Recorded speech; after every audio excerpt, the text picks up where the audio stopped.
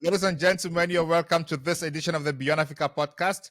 As I announced earlier on, for the next 3 months, we're going to have a special deep dive into Cameroon because Cameroon is organizing presidential elections in October 2025. And those elections are very pivotal for the life of the country because the current president, who is running to succeed himself, is 92 years old. He's been in power for 42 years, and the opposition is mobilizing itself to take over power and to change the trajectory of the country. But how will this happen? It would only happen if the political parties and if the opposition political parties are focused on their programs, on what they are selling out to the population to buy in terms of votes. So today we are pleased to welcome Dr. Ako Ako, who is the youth mobilizer for one of the candidates, Barrister Akere Muna, and he's going to tell us what Barrister Akere Muna is planning on his campaign trail, what he is promising to Cameroonians, and why Cameroonians should vote for him. And of course, he's also going to tell us about a meeting that he is organizing in Washington, D.C. area, and inviting all Cameroonians to come to that meeting and hear what Barrister Akere Muna is offering to Cameroonians. I think that is a great opportunity for everybody who thinks about the future of the country to stop by, listen, ask questions, and know what the barrister is proposing. And of course, that is going to be the foundation of the choices everyone is going to make for the elections. So Barrister Ako, you are welcome to the Beyond Africa podcast. The pleasure is mine once again. First time appearing on your platform. And I begin to think that it might and will go to act as a lubricant for the future and the destiny of Cameroon. Many should know that we are fighting for the opening of a third republic, and that we hope that our champion and Mr. Clean or Mr. Integrity, we call him Barrister Akere Muna, why not, should be the president of that next republic.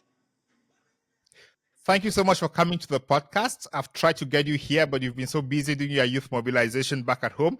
And I'm lucky you are in the United States, so it's easy to get hold of you. And having you here is a pleasure. And talking to you off script, I realized you're one of my seniors in university. When I see this face every time, I've been asking myself, is this not a gentleman who was grooming us when we came to the university back in the day? And thank you for all that you did to help us come out and be where we are today. Yeah. You are a doctor of law. Yeah, you are a legal practitioner, a barrister, and a doctor of law.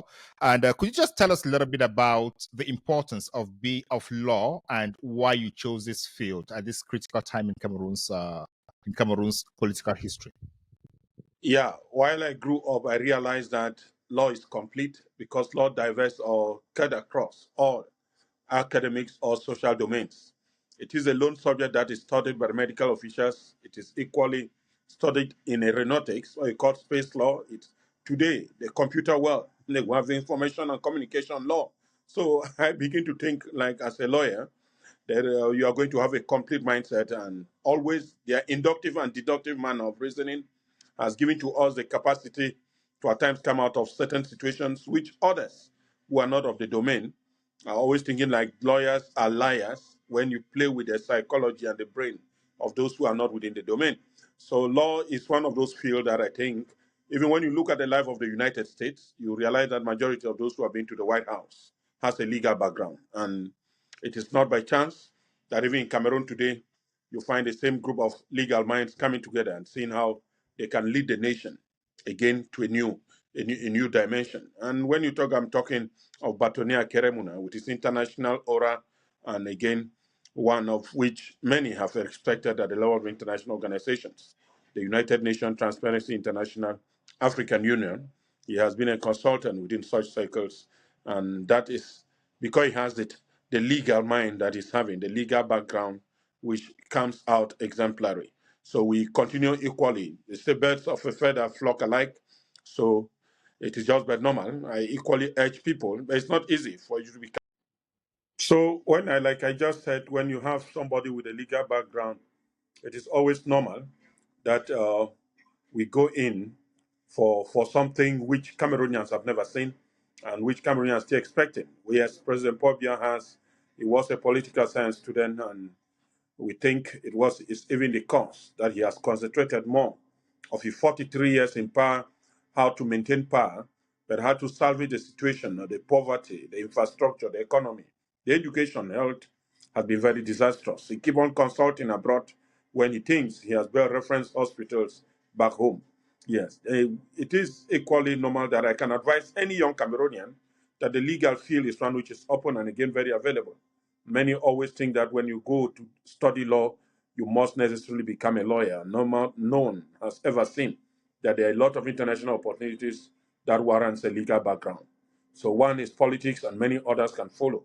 And so, like I just said, when you study law, it is very normal that your brain get across so many fields and which many would be doubting when you talk issues in that particular domain. So law remains a pivot to all development. Where you are, I believe in the United States, people with legal background are equally highly respected. They are considered as one of a noble profession where disorder, at times highly controlled, is alone one of those specialties or domains or professions where the ethics is very rigorous and at times discipline equally. If you falter or you violate the code of ethics or the deontology of that particular domain, you are highly sanctioned. Thank you so much for that introduction and the link you established between yourself, the law, and Barrister Akere Muna, especially as he's running for elections. But I wanted to get from you a gist of what his political agenda looks like. Is it going to be focused more on the law? Because Cameroon, when you look at reports from international organizations like the Human Rights Watch, Amnesty International, the State Department of the United States, or Foreign Service of the UK, one thing comes across as Cameroon being a country that does not respect human rights. Is that one of the reasons for which the barrister is running to fix these?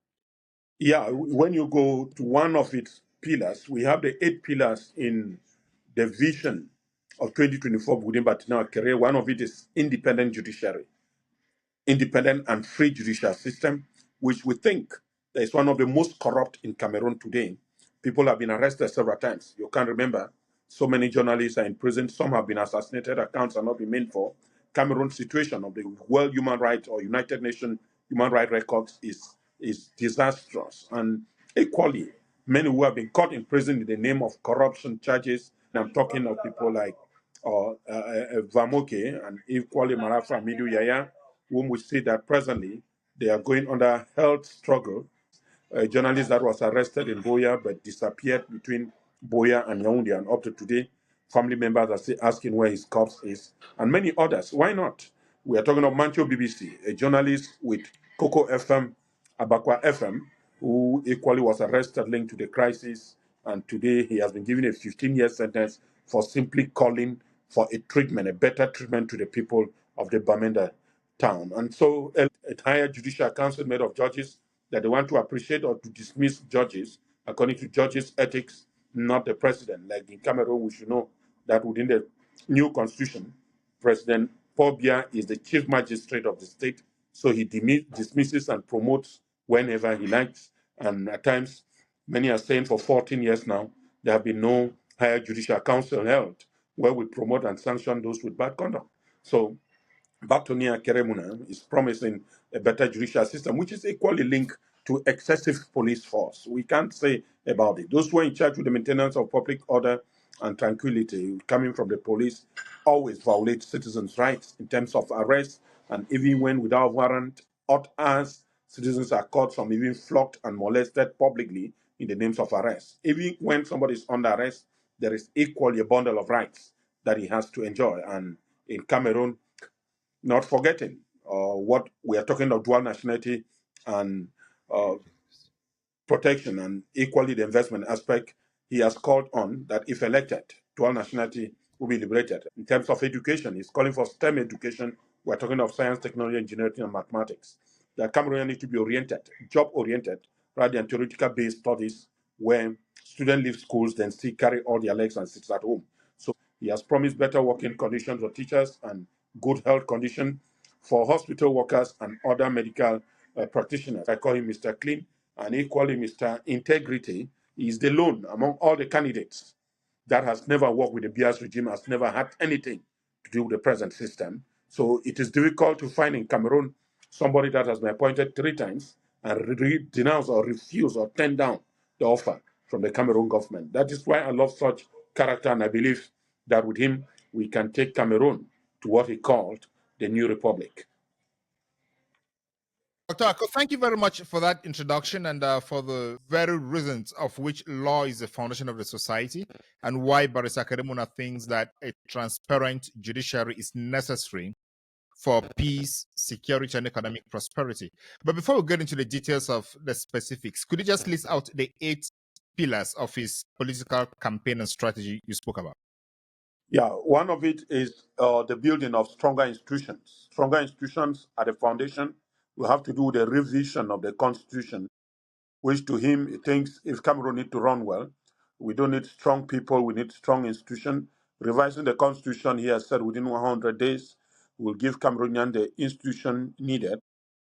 Secondly, I talk of infrastructural development, which is talking of energy, road networks, and why not hospitals and schools, which equally come within that particular dimension. In another is the independent and free just judicial system, which will see judges being trained and judges being responsible for their decision, and their decisions in courts must not depend on the power of the executive. Somewhere equally called now for the introduction of dual nationality, which has to do as bringing in foreign direct investment. He said every year Cameroon receives over $5 billion from partners or Cameroonians living abroad. So why not give them an identity that will permit them to circulate freely with their finances in that line? Education, which I said at the beginning, will equally be given a limelight. The treatment of teachers, betterment of schools infrastructure, and its development will be at the forefront. One of those systems with education innovation will be STEM education. STEM education, which many should know, that has been very, very powerful abroad, should equally be one of the branches that Cameroon is engaging on. Again, Cameroonians should know that sports and culture has been one of the backbones of this Cameroonian nation for more than 40 years. The Cameroon sportmen and women have not been given the identity that they deserve, and that Cameroonians should be capable of respecting those who have made Cameroon proud at the international scene by their artwork, by their sportsmanship, and why not any other form of contribution. One of the things we have to do with sport infrastructure, meaning building of such auditoriums that respects the values of international or the international image of Cameroon sportmen and women, will equally be very powerful. And I think somewhere we are equally talking of surviving the energy sector in Cameroon, not forgetting social ills. The fight against corruption will be made central. Fighting social decadence in Cameroon, moral decadence, will have to do with the fight against corruption, which is said is on zero tolerance. Zero tolerance. Now, Cameroon and the international community, somewhere Cameroon will take its aim head at the level of the African Union. Some time ago, we know President Amadou Ahidjo used to be very powerful when it came to the African continent. But today, since President Paul Biya came to power, many nations around Africa seems not to even know what role Cameroon played. And this will mean a failure of many international organizations that were existing, or organizations that had international character, like Cameroon Airlines and so many other banking institutions that link finances from this nation and the world, the international community. So he's saying, on the economic side, we should not downsay. Cameroon will try to gain back its currency through the African Union currency, which means if Cameroon become part a player in African politics, Cameroon will obviously perform a role to see that the various economic blocs in Africa should respect or have their financial autonomy, that the franc CFA is too independent presently, and so a more liberal currency will do more for Cameroon. Thank you so much for these. I've noted about 10 points on which Barrister Akere Muna is running. And they all sound interesting to me and kind of cut across the message that other politicians are selling for their candidatures. And why does he think that he's the best person to implement all this? Yeah, one of the things which you need to know is his English background, which many Cameroon has never noticed. And Cameroon for 65 years have never had an English meaning at the helm of the state.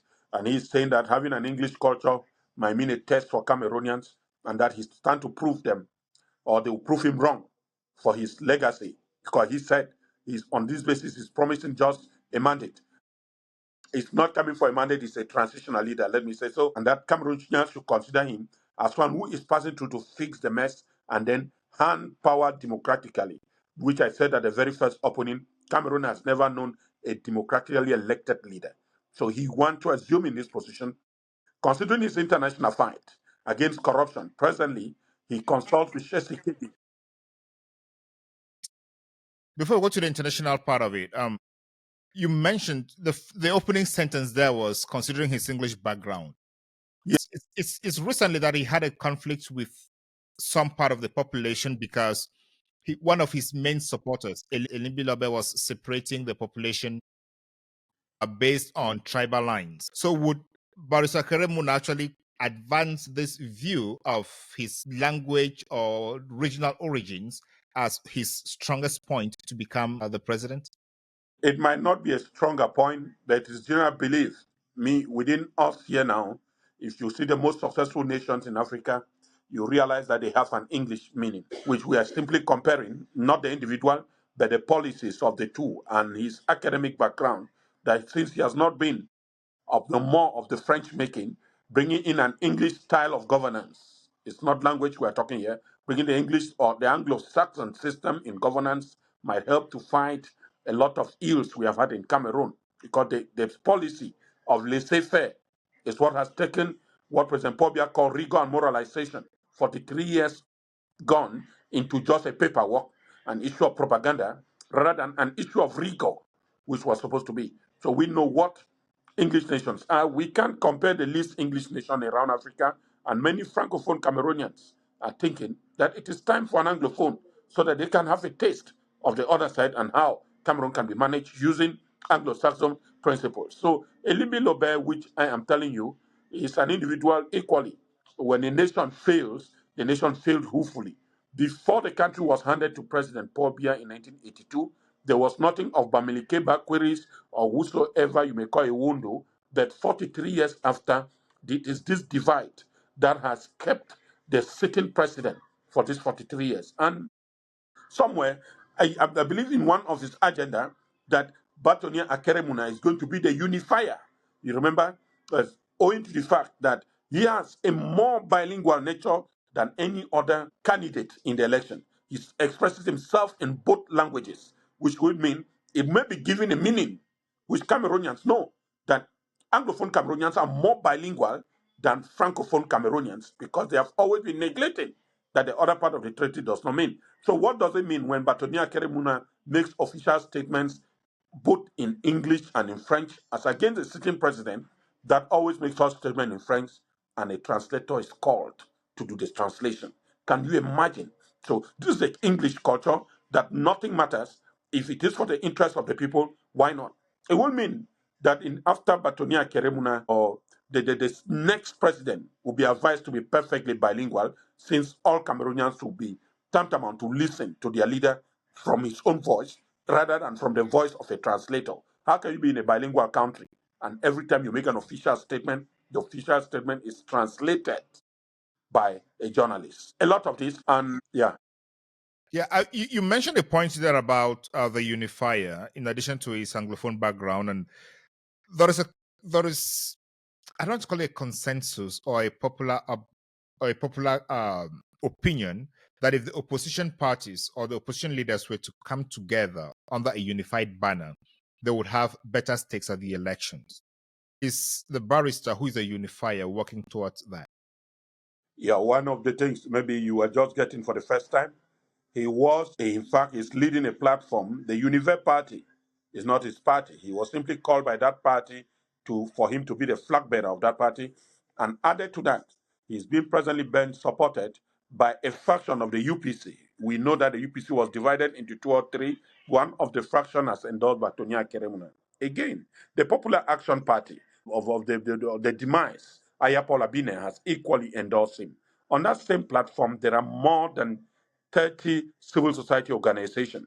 And in one of his statements, when we started the pre-campaign season, he called for a coalition and even said a coalition is still possible even when he is not a leader. So he's ready to give up that any other important leader for the need of succeeding, that they should, in one way, try to act in the name of the people of Cameroon. So he is always and he's ready for any coalition. You can see him last month.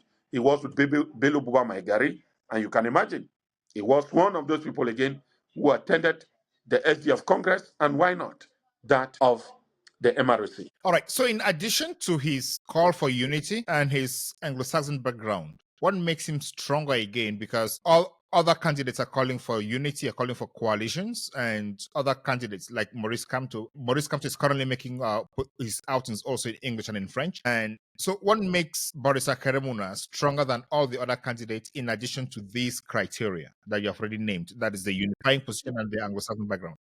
The hallmark, the message on which we pass is zero tolerance on corruption. This is the cankerworm that has eaten this nation for the past 43 years. I will come back to what I said. Think when the nation was given to President Paul Biya in 1982, Cameroon was not found on any list of corruption.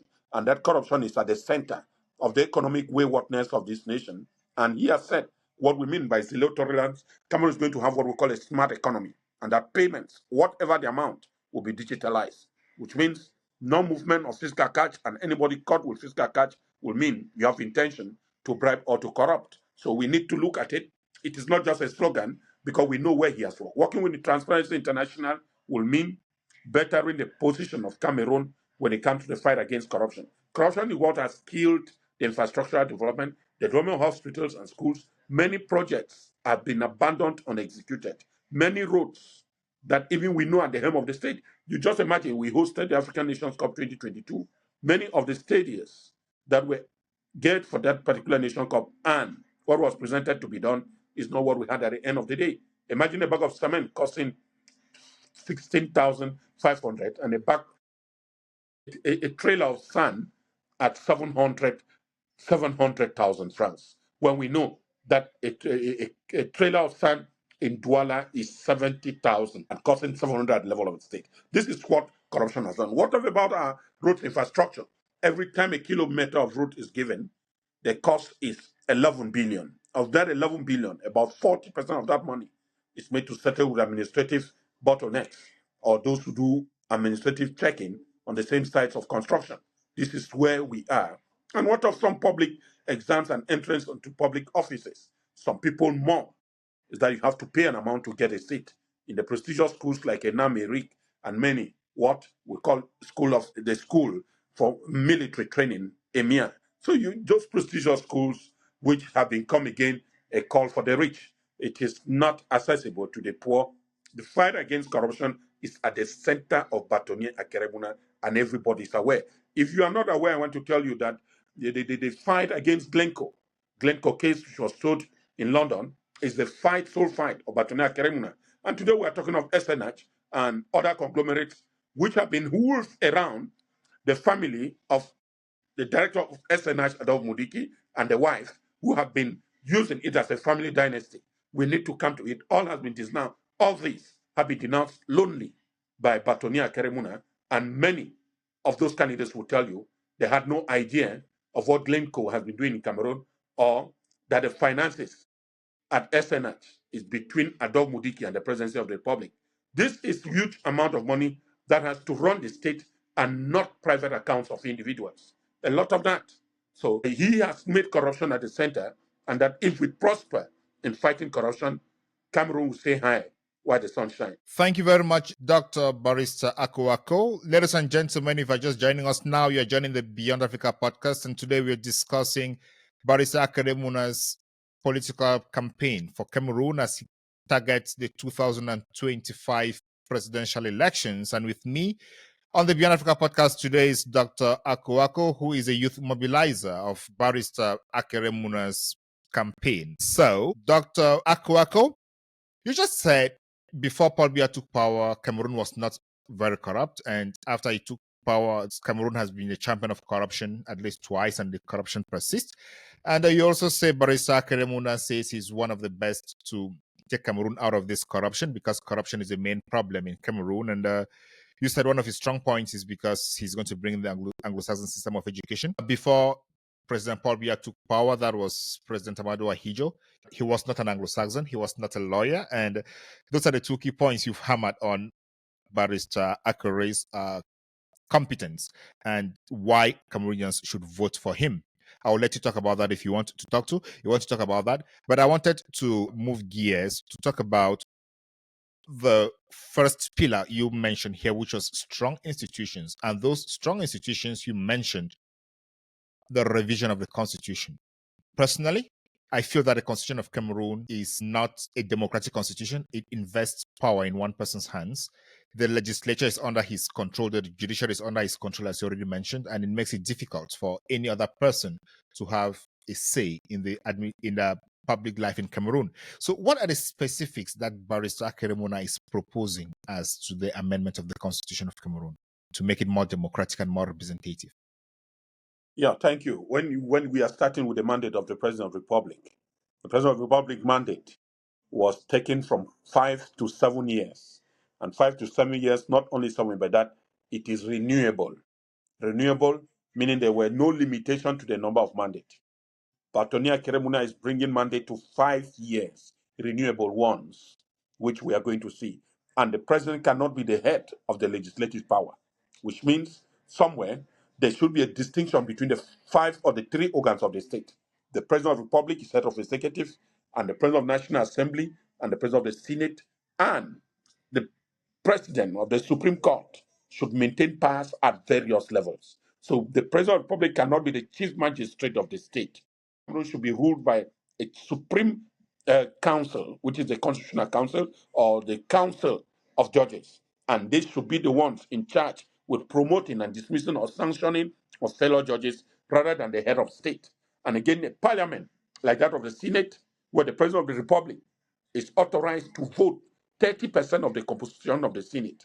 Indirectly, is the one influencing the politics of that particular Senate. That is why we see today the stalemate at the helm of the Senate, the stalemate at the head of the National Assembly, and even the executive body. So every decision which is rendered, or a budget, or a bill, which is passed by the executive, goes through the House undebated.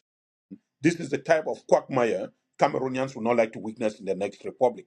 Now, if you have stronger institutions, they should be checks and balances, which today we are saying that if the judges are independent, like you call it under the independent judicial system, that the judges can investigate members of government and that the judges can pass a ruling without interference. So, which means anybody that interferes from the executive organ will be considered as interfering or creating excesses for power, which means you can be impeached. So there is an impeachment council in Cameroon or impeachment court which have never been active. So why not bring out these courts and put them active? Then you go to somewhere, when we talk of creating of courts, we have the court, a higher criminal court, which is in charge of judging embezzle. Is that court really judging embezzlers or enemies to the nation? And when you put a quota that people who have embezzled more than 50 million, you are indirectly saying that people should embezzle, and then you take them to that court. So those who embezzle less than 50 million will be judged by the ordinary courts. We mean all the courts are competent to judge no matter your level. So an institution of that nature will not be needed. Article 66 of the Constitution, which has to do with the declaration of assets, should be given a more power, and then the institution created, where members of government once appointed. In fact, he said it during his pre-campaign period that if you don't declare your assets, you cannot be a member in his government. So Article 66 on the declaration of assets will be ignited to become an active institution in the state, and such institution needs what we call a lifetime mandate, meaning it cannot be dismissed by the president, and that the members can only renew after that or by resignation. So when such institutions are going to exist, I'm telling you, there is more to that. We're going to bring in, like I said, digitalized section of the economy, that payment should be digitalized, and that no government individual is expected to move physical cash. And everybody will need to use his pre-card pay to finance or to carry out his obligation. The same with the state. So the state will use bank accounts and nothing being paid at the counter physically. So these are some of the standards which I think, if taken, the system of education, and promising cutting down of the number of ministries You should know equally. Presently, Cameroon counts about 69 different ministries, and some of us who are beside him, I personally said we can rule the nation with less than 16 ministries because some of them were created by the sitting president to appreciate members of his party and may tell them because they supported him throughout this era. So Cameroon, you imagine a ministry like the Ministry of Education. In Cameroon, the Ministry of Education has more than 5 other ministries. You have Ministry of Basic Education, Ministry of Vocational Training, Ministry of Secondary Education, Ministry of Higher Education. And the conflict you will not again imagine was a conflict between the Ministry of Higher Education and the Ministry of Public Health. How can the Ministry of Public Health be fighting the Ministry of Higher Education when it comes to the training of doctors? The training of doctors and academic curriculum fall within the mandate of the Minister of Higher Education. And so that is within education. We have to streamline the Ministry of Fisheries. You have Ministry of Fisheries, you have Ministry of Water and Mine Energy, you have the Ministry of Environment and Nature Protection, Ministry of Wildlife and Animal Husbandry. All this is total mess. Put them all under one ministry, Ministry of Environment. Water is environment, energy is environment, forest and wildlife is still environment. Why not make the others a directorate? So there are a lot of things. We're going to cut down the number of ministries within the new constitution and make them more better and more efficient. And which will mean, in an effort to do that, we have to reduce state expenditure. When you cut down the number of state institutions or ministries, a lot of money will stay back in the government, and those projects it has permit, infrastructural development will come in.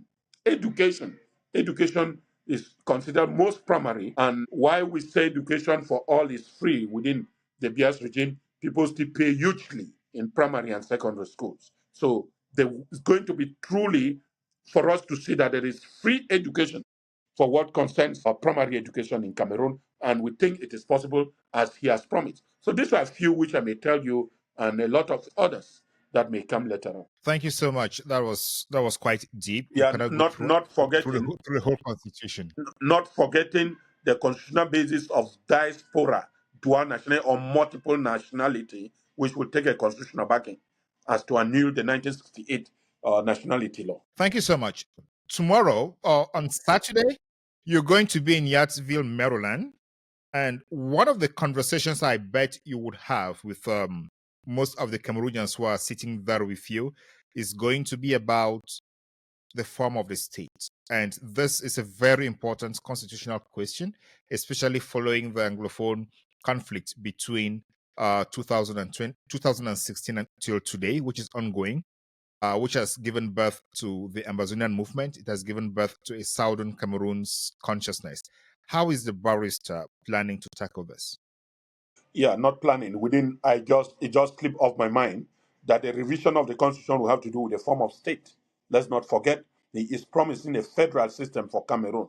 But what type or what number or how complicated or what composition he has to do, Cameroonians will decide on the form. Because many of the fighting today, when you hear people telling you I'm Bamileke, I'm Ewondo, or you are Basa, you are not Anglophone, is because of the failed system of centralization. That hyper centralization has killed this nation. A federal system will answer Cameroonians at the base. And so Cameroonians at the level of grassroots will have the possibility of electing their leaders and holding their leaders accountable if the system fails, rather than the central government. So you cannot be accusing a minister of mines when in your municipality there is a secretary in charge of education or there's a secretary in charge of environment that was voted at the level of the governor's office. So a lot of these things, the federal system will answer a lot of plight. Many equally believe that in such a federal system, where such regions like the Northwest and the Southwest can be given real autonomy, might assist in solving and why not answer the Anglophone plight. Yeah, talking about the meeting you're having in Yattsville, I think the question is going to be there is a specificity that is built into history and into the constitutional history of Cameroon. Why wouldn't the barrister handle this with clear, specific landmarks to tell the people, especially of the Southern Cameroons, the Anglophone Cameroon, what he is planning or what he thinks is the best solution to the crisis? Yeah, I believe you what I just said here doesn't dissociate. You can't do it without the people. If the government is for the people, by the people, and for the people, what happened with the president? Every leading nation in the world, the president has ambitions, but that, if we respect the institution, might be quelled and sanctioned by the legislative or the senatorial body. And so that's what we said, the federal system, and if somewhere that the two regions of the Northwest and the Southwest can be given a autonomous treatment, which means they might still go on accepting a federal system and they have a model type which is not equally like the others. I want to take the Canadian example, which for now, two system under one state has been functioning well without hitches. And why not? Of recent, we have seen the Caledonian region equally coming like a new state. So we need to see states are not static. States are moving and states amalgamate. So if it is a situation of Cameroon that now, okay, if the other people prefer to stay in their hyper-centralized system, the Northwest and the Southwest can go on electing their basic administrative officials as the governor and the mayors, and that there will be no position for the DO or the SDOs and the appointed administrative offices. I believe it still becomes positive and will answer because the marginalization spirit which Southern Cameroonians have experienced should not be looked upon as that which must be in the situation of 1961. History is written, and I believe if today in America we have 51 states, they never started with 51 states. They have grown and new nations have joined. So you will not tell the others to behave as if we were still in 1930 or in 1776 when the independence was declared. So we need to have equally that nations are growing. Why not?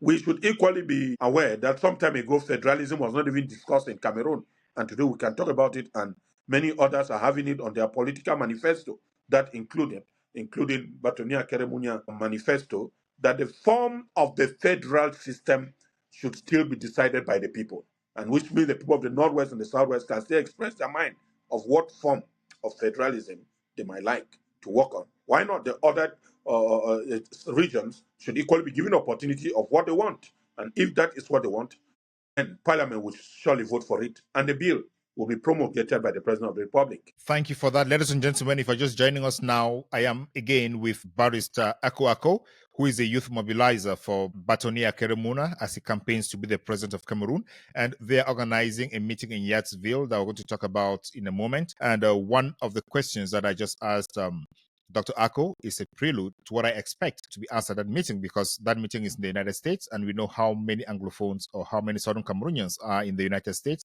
and what they think about the future of Cameroon and the future of the Southern Cameroons. And I encourage everyone who has a question to go to Yatsville, ask the question to the barrister, and get the barrister's feel about his political campaign, what he thinks, and where he wants Cameroon to be. That may just be his own opinion, but hearing from him and telling him what you think is the most important aspect of a democracy. Living in the United States, we've learned a lot about democracy, and practicing that by talking to the leaders or talking to potential leaders of what we want them to do is actually the first step to getting things done.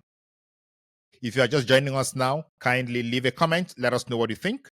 Leave a comment, share this, tell your friends what you think about the conversation, and also subscribe, like, and come back to watch more. So, Dr. Akere, thank you very much for that. I wanted us to talk now about the diaspora, because the diaspora, I'm just talking about that the American diaspora, especially the diaspora in the DMV area, should be very concerned and would like to attend the workshop or the Meet the People tour that you are here for and the barrister is here for. I would like to hear from you what you plan to tell the people in Yatsville on Saturday. Yeah, the importance of this meeting, I want equally briefly to tell you that I published a book that was in January, Diaspora Investment and Dual Nationality, the Need for Legal Reforms. And in his person, Barrister Akere Muna was the chairperson of that launch when it took place in Douala. And he admired with the effort I have done, the more reason I became part and parcel of his mission or his tour to the United States was to come and explain to Cameroonians what I think diaspora can do. So within that, we are telling Cameroonian diaspora that the time of neglecting the diaspora is gone. The time of creating conflict between the government, if you take SPA, and the diaspora is gone. The very first bill, which, like I said, revision of the constitution, will recognize multiple nationality, and that Cameroonians, whether you are Hungarian or Bulgarian, you can become a Cameroonian if you show interest, like exists in other regimes. Living continuously in Cameroon for at least 5 years will indicate that you admire Cameroon, and why not be granted Cameroonian nationality? And that Cameroonian who gain a foreign nationality will still keep his nationality.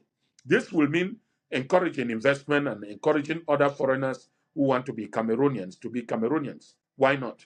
Secondly, it's going to make a diaspora investment agency, a diaspora investment agency, which will be manned and managed by the diasporas. Why not? In other states, the suggestion we're going to make in the next coming days is why not have a diaspora ministry, and even in the legislative structure of the state, can we regroup the various Cameroonian diaspora and give them a seat, one or two or three, at the level of the legislature, so that those who are in the diaspora can talk to their legislators that have been voted by them to represent their interests. Having a diaspora development bank can equally be a way out. Many Cameroonians have a lot of billions, and technocrats, scientists, medical doctors, why not create a channel for them to come and develop motherland? So it will be necessary, a lot of it, which we're going to expose here, that having a diaspora ministry, having a diaspora development bank, having a diaspora development agency, and having a diaspora legislature will help to strengthen the bonds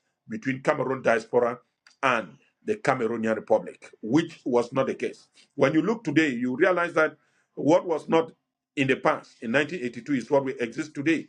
You find a more aggressive Cameroonian diaspora against the sitting government. You find a group, Labas, you find somewhere Anglophone or secessionists and all the like. This is all actions carried against the central government to the dislike of many Cameroonian diaspora. When in the same government, members of government has double nationality, they live on as if nothing is existing.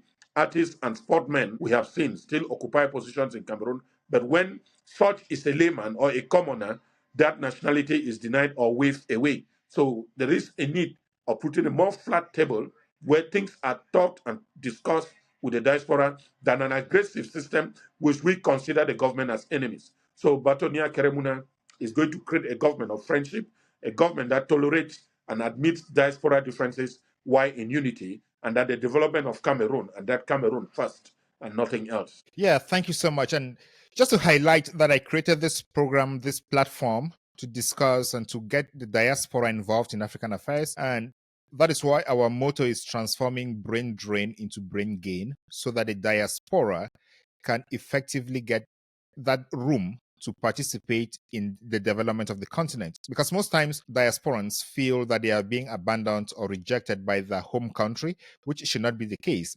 If we continue moving out of the continent, then the continent is never going to develop.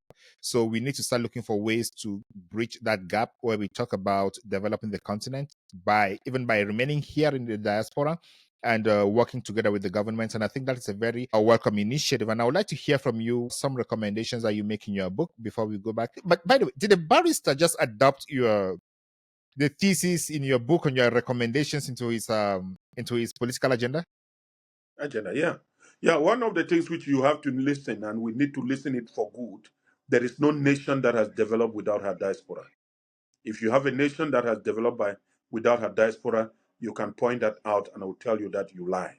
So one of the things which I have given him as example, the multiple wars we find around America having trade wars with China, are not wars of Americans. These are wars protecting American diaspora interests abroad. If you have a war between Russia and America, it's about Russian and American citizens' interests abroad. So that is why some of the sanctions that you may receive is freezing of diasporan interests abroad. And most of it, those who think they don't belong, will even tell you that I'm no longer a Cameroonian, I'm a Russian. I'm no longer a Russian, I'm an American. And so you find Americans or Russians comfortable in America because they have and have been accepted by American law of nationality. And on the other side, Americans who still claim that they're American and living in Russia, that Russia have a right to seize or confiscate their properties. And that we have seen them during the Ukrainian crisis. So why can't Cameroon to be soft and receptive to his diaspora?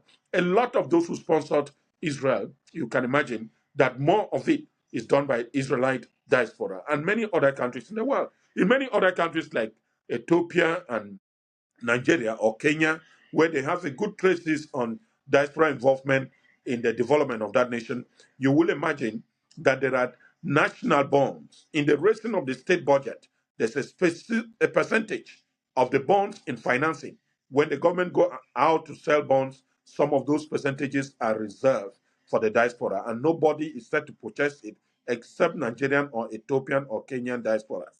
So this equally tells the diaspora that they are meaningful in the development of that state. When a state budget, the state budget is drafted, and a percentage of it is reserved for the diaspora, it gives the importance that state is already putting on its diaspora, that this infrastructural development, this particular stadium, or this particular road will be developed by diaspora. So when diaspora bring their finances, they will see that road develop. This is an aspect of it.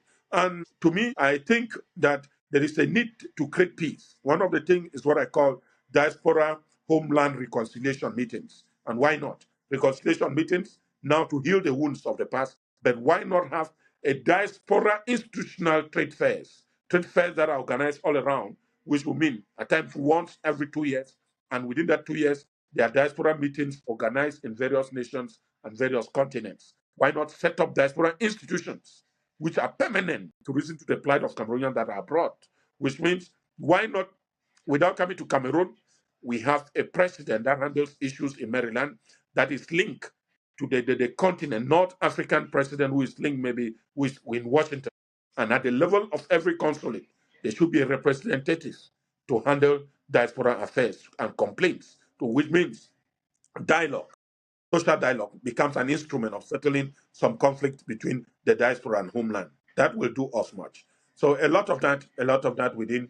And if you have mentioned African diaspora, it is still the stakes. We are thinking that if the African diaspora had to be reasonable, there's a need for the various government to be receptive. There is a need for the various government to be peacemakers rather than confrontational heads. So within it, Africa is admired. Africa has a lot of wealth abroad. Why not? In terms of technology transfer, many Africans came to Europe, America, Latin America for knowledge. Now that they have gained the knowledge, should we allow them think abroad because of a comfortable environment? If Africa is great, home is really home. Home cannot be anywhere where you consider it wasn't home. And somewhere again, I talk of national social insurance drafting and agreements between Cameroonian diaspora and the National Social Insurance Fund in Cameroon, that those who are on retirement can simply take their transfer and live in Cameroon and their financial or retirement benefits paid without stress. This will mean equally bringing in what we call foreign direct investment. Those who are on retirement can take some projects in Cameroon, knowing very well that they are a monument of retirement will be coming in normally from the National Insurance Fund. I observed the situation of retired workers in the United States, the cost of such people living in the United States when they are no longer, or other countries in Europe, when they are no longer actively in service, can are we and might be responsible for early deaths, and taking care of such people, which I know has become financially overburdened within an economy like the United States. Why not have a smart system that after retirement, you come to Cameroon or come to Africa and continue living your life while carrying out retirement investment, which to the benefit of the people, it will equally be very interesting. Yeah, that sounds very interesting to me. I was reading a book, The Startup Nations. It's about how Israel developed itself, and it's all about the diaspora. Diaspora, thank you. Israel started by changing their policy by bringing in every Israeli they could find after the Holocaust was spread around the world. They tried to bring all of them back home. And those who had lived and developed competencies, skills in the different multinational companies came back home and developed something at home. So that made Israel to actually become that bright star in the desert. And, everybody admires Israel today. But so the question is, how did they get there? And they got there by defining a policy that brought the diaspora back home. So the diaspora is something we need to bring back home. The diaspora is an asset that we can never abandon for any reason, because they've lived out, they've developed different relationships, they've developed different skills, they've developed financial resources that they can bring back into the country. So governments in Africa need to build on this and capitalize on them to develop our continent. Exactly. We need to and I'm not telling you there's a lot of potential in the diaspora, African diaspora, and again, particularly Cameroonian diaspora. A lot of doctors, others work in NASA, others are chief medical officers, others are state general, others in the today transformative technology industry. There's a need for technology transfer. Africa is suffering when it comes to remittance. You want to send money to Africa, you imagine There are still apps in Israel that money is transferred on no fee. But in Cameroon today, we are still forced to lose some CFA along the trail as you keep on sending money from one agency to another. Africans are man enough to run the economy with their diaspora. So a direct and efficient diaspora policy will see the light to that continent. We are talking to the whole continent and Cameroonians in particular. They need to be receptive of our diaspora rather than being, how can I call, confrontational in terms of diaspora policy. So at times too, that is why I said in every of those institutions we are proposing, diasporans should be at the center of managing their agencies to make sure that their investment yield the fruits they intend. Because many believe in Cameroon that those who are in government are highly corrupt. So they can't give their money to anybody if they are not sure of the person managing their finances. So there's a need of transparency. And in that light, again, we can fight corruption efficiently. Diasporans have a lot of instruments. I'm talking of elections in 2 or 3 months. There are a lot of people with apps which we have seen begging on the government to bring a smart reporting electoral system which results can be known 3 minutes or 4 minutes after closure of polling stations. This is coming from the diaspora. And I have not seen any government that will refuse such an initiative if it doesn't have intention to cheat. So there is a lot of technology, what of education? A lot of startups today, if America is fighting wars, it's about technology, digitalized economy, and I believe there are many Africans and Cameroonians abroad who are doing great in their various domains. Why not encourage them? Some countries are equally promised somewhere, which is very important. Access to land has been very difficult in Cameroon. So why not give land to diaspora who have long-term investment projects? Why can't government get land and give them for free? And if you don't invest, that land can still be taken away from you after some years and given to those who have development initiatives. Today we are talking of housing. You can imagine what it is. Urbanization has grown, and today Cameroonians are living very tough conditions in certain towns like Douala, Yaoundé, and even Bamenda.